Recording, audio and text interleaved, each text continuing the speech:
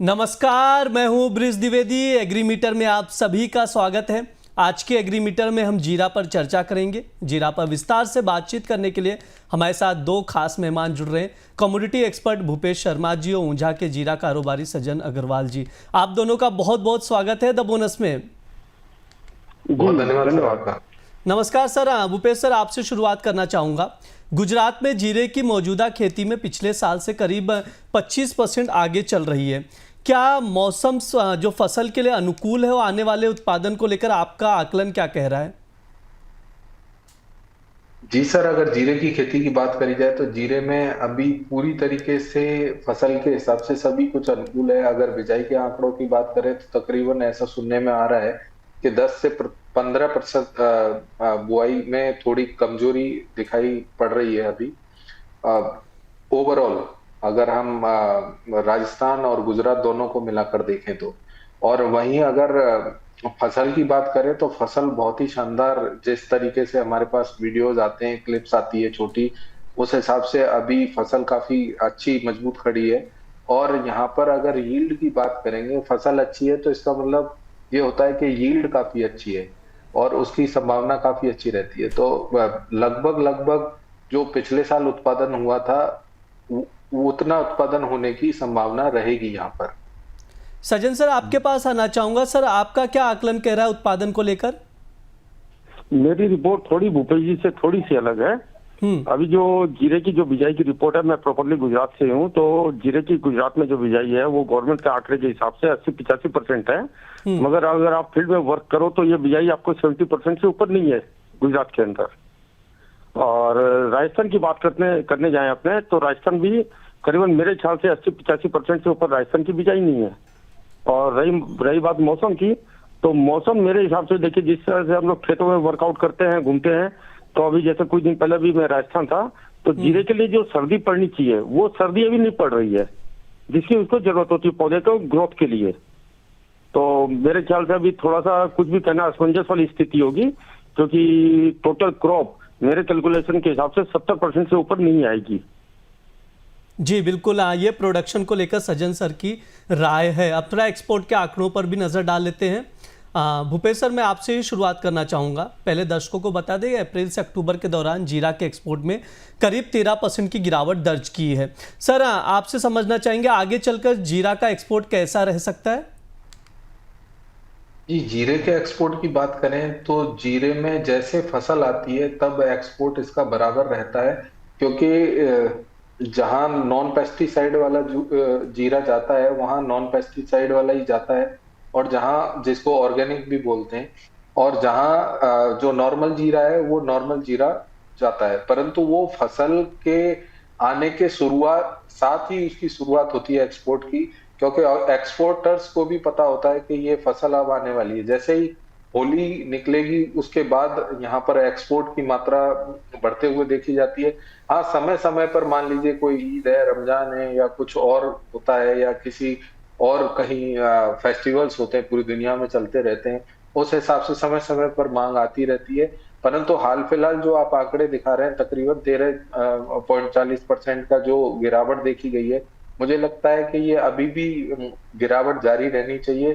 कुछ जब तक टैरिफ में भी अगर चेंजेस नहीं आते तो मुझे लगता है कि ये गिरावट इसी तरीके से बरकरार रहनी चाहिए।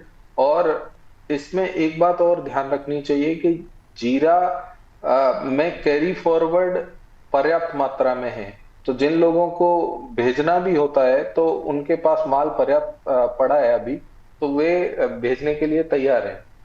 सज्जन सर, मैं आपके पास आना चाहूँगा।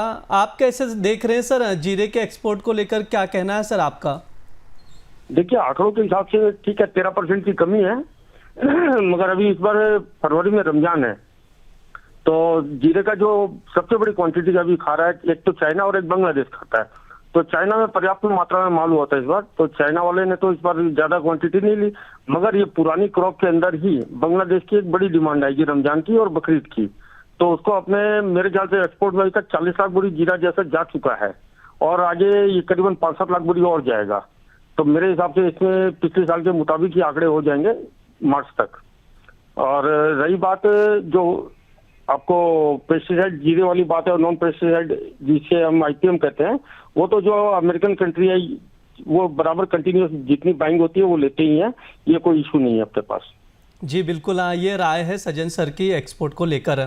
सर बहुत बहुत शुक्रिया, अच्छा लगा आज आप हमारे साथ शो में जुड़े, बातचीत किए। आगे जो सर हमारे कमोडिटीज़ के शोज़ होते हैं, जब भी जीरा पर बातचीत की जाएगी आपको बुलाया जाएगा, तो आप भी आइएगा, बातचीत की जाएगी। आज के लिए बहुत बहुत धन्यवाद सर। जी धन्यवाद। भूपेश सर, बातचीत कंटिन्यू करते हैं आपके साथ, आप बने रहिए, आगे बातचीत की जाएगी। सर अब घरेलू डिमांड की ओर चलते हैं, आपसे समझना चाहेंगे मौजूदा समय में जीरा की घरेलू डिमांड कैसी है, और साथ ही ये भी बताइए स्टॉक और सप्लाई की क्या स्थिति है। जी, सबसे पहले घरेलू डिमांड की बात करते हैं। घरेलू डिमांड में जीरा पर्याप्त मात्रा में उपलब्ध है और जो डिमांड सप्लाई का गैप है वो काफी नैरो है। नैरो का मतलब जब बाजार में जितनी डिमांड है उतनी सप्लाई है। यहाँ पर जैसे जैसे गैप बहुत बड़ा होता है तभी बाजारों में कोई फ्लक्चुएशन आती है। और दूसरा प्रश्न अपना था, जी दूसरा प्रश्न क्या था अपना? सर स्टॉक और सप्लाई की क्या स्थिति है। हाँ, स्टॉक और सप्लाई का, जैसे मैंने पिछले प्रश्न में भी जवाब दिया कि स्टॉक पर्याप्त मात्रा में उपलब्ध है। अगर जो जीरा ऊंझा मंडी की बात करें या वहां के व्यापारियों या आसपास की मंडियों में बात करते हैं तो तकरीबन 30 से 35 लाख बोरी का कैरी फॉरवर्ड अभी भी कैलकुलेशन में है। और यहाँ पर मान लीजिए कि पिछले साल 1 करोड़ बोरी की फसल थी, तो 1 करोड़ बोरी की जो फसल थी 55 किलो के बैग के अनुसार, तो आप ये मानिए कि एक्सपोर्ट भी कम हो गया तो वो भी जीरा बच गया, और जो पुराना पिछले साल का कैरी फॉरवर्ड है वो भी बच गया, और इस साल का कैरी फॉरवर्ड है वो भी बच गया। तो मुझे लगता है कि जीरे में पर्याप्त मात्रा में स्टॉक उपलब्ध है और यहाँ पर सप्लाई जितनी जिसको चाहिए उतनी उपलब्ध रहेगी। अब बात रही, जी बोलिए, दोनों प्रश्नों का जवाब हुआ। सर आगे बातचीत करते हैं, कुछ ट्रेडर्स के लिहाज से आपसे समझना चाहेंगे टेक्निकल चार्ट पर जीरा क्या लग रहा है ये बताइएगा, और साथ ही ये भी समझाइए कि शॉर्ट टर्म में जीरे के प्राइसेस को लेकर क्या आउटलुक है। जी, अगर जीरे की बात करें शॉर्ट टर्म में और लॉन्ग टर्म में, तो देखिए जीरे में शॉर्ट टर्म में अभी तेजी का दौर जारी है। जीरे जीरे का बाजार 19,700 से लेके और 23,400 का आज तकरीबन हाई बना है। और ये मुझे लगता है कि ये जो आज का हाई बना है बाजार का, ये हो सकता है कि आगे आने वाले दिनों में पेनिट्रेट नहीं हो।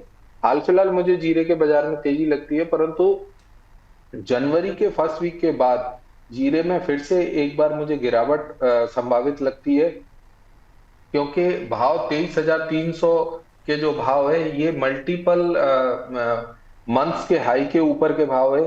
तो डिमांड और सप्लाई जैसे फंडामेंटल, मेजर फंडामेंटल में कोई चेंजेस नहीं है। इसके कारण मुझे यहाँ एक प्राइसेस में सप्लाई आते हुए दिखती है, जिसमें भाव दोबारा 21,900 और 21,500 तक संभावित लगते हैं। तो कुल मिलाकर जो बाजार का दायरा है वो 21,500 या 21,000 से लेकर 23,500 तक संभावित लगता है। जी बिल्कुल, ये हो गई प्राइस आउटलुक की बातचीत। सर अगर कोई पोजीशन बनाना चाहता है एग्री में, कोई ट्रेडिंग कॉल आपकी ओर से सजेशन में है क्या आज के लिए? जी, ग्वार सीड में एक अच्छी तेजी देखने को मिली है। मुझे लगता है कि ग्वार सीड में आज भाव में एक छोटा सा प्रेशर दिखाई दे रहा है, परंतु भाव ऑलरेडी तकरीबन 60-65 पॉइंट नेगेटिव है। 6,030-40 के आसपास अगर भाव मिलता है तो यहाँ पर मुनाफा वसूली की सलाह रहेगी, बिकवाली की सलाह रहेगी। जिन लोगों के पास बाजार है उसमें बिकवाली करनी चाहिए 6,080 का स्टॉप लॉस लगाकर, और 5,970 5,900 के लक्ष्य संभावित रहेंगे यहाँ। अगर दूसरी कमोडिटी की बात करें तो टीएमसी का बाजार हमें देखना चाहिए। टीएमसी का ट्रेंड काफी मजबूत बना हुआ है, यहाँ मोमेंटम भी काफी पॉजिटिव है। तो 16,900 का स्टॉप लॉस लगाकर 17,100 या 150 के आसपास बाजार मिलता है तो वहां खरीदारी करनी चाहिए। 17,500 17,850 का लक्ष्य यहाँ संभावित रहेगा। और तीसरा कैस्टर सीड का बाजार रहेगा। कैस्टर सीड में 6,758 का दाम यहाँ पर अभी चल रहा है। ऑलरेडी बाजार टूट चुका है, परंतु 6,830-40 के आसपास यहाँ बिकवाली की सलाह रहेगी। 6,890 के ऊपर का स्टॉप लॉस लगाएं और 6,770 6,720 के लक्ष्य यहाँ भी संभावित रहेंगे। जी बिल्कुल, ये तमाम ट्रेडिंग कॉल्स हैं सर की ओर से दिए गए, ट्रेडर्स को सजेशन दिया गया, लेवल्स बताए गए जिन पर आप लोग नज़र बनाकर चल सकते हैं। सर आपकी ओर से डिस्क्लेमर क्या रहेगा? जी हो सकता है मेरे क्लाइंट की पोजीशन हल्दी में और गुआर सीड में रहे, इवन कैस्टर सीड में रहे, मेरी कोई व्यक्तिगत पोजीशन नहीं है। जी सर, बहुत बहुत शुक्रिया सर आज की चर्चा में जुड़ने के लिए। धन्यवाद सर। ये हमारा एग्री मीटर शो है। इस दौरान तमाम एग्री कमोडिटीज़ पर बातचीत की जाती है। इस बार जीरा पर चर्चा की गई है, फंडामेंटल्स बताए गए हैं, कुछ ट्रेडिंग कॉल्स भी दिए हैं जिन पर आप लोग नज़र बनाकर चल सकते हैं। इसके अलावा आप लोगों को बता दें, अमर उजाला द बोनस एक वेबिनार का आयोजन करने जा रहा है जिसमें आप लोग हिस्सा ले सकते हैं। शेयर बाजार में मल्टी बैगर शेयर कैसे खोजें, शेयर को खोजने की तकनीक क्या है, किस तकनीक से एक्सपर्ट्स बेहतर रिटर्न वाले शेयर खोजते हैं, आप भी वो तकनीक जान सकते हैं। आप भी मल्टी बैगर शेयर चुनने के एक्सपर्ट बन सकते हैं। इसके लिए आपको कुछ नहीं करना है, शनिवार के दिन द बोनस के स्पेशल वेबिनार से जुड़ना है। मार्केट एक्सपर्ट रचित खंडेलवाल आपको मल्टी बैगर शेयर चुनने की तकनीक समझाएंगे। इस वेबिनार में जुड़ने के लिए आपको स्क्रीन पर दिए गए QR कोड को स्कैन करना है। तो देर मत करिए और हमारे साथ 10 जनवरी यानी शनिवार को जुड़िए, बातचीत की जाएगी। इसके अलावा आप लोगों को बता दें, लगातार अमर उजाला द बोनस कोशिश कर रहा है कि आप लोगों के लिए प्रीमियम और एक्सक्लूसिव कंटेंट लाया जाए। तो आप लोग भी प्राइम मेंबरशिप ले सकते हैं अमर उजाला द बोनस का। उसके लिए कुछ फीस स्ट्रक्चर है। प्राइम मेंबर बनने के लिए आप 199 पे करके ज्वाइनिंग बटन पर क्लिक करके आप लोग प्राइम मेंबर बन सकते हैं। द बोनस का प्राइम कंटेंट, जो प्रीमियम कंटेंट है बोनस का और एक्सक्लूसिव कंटेंट है, उसका एक्सेस पा सकते हैं। फिलहाल के लिए इस शो में इतना ही। आप लोग बने रहिए द बोनस के साथ। धन्यवाद।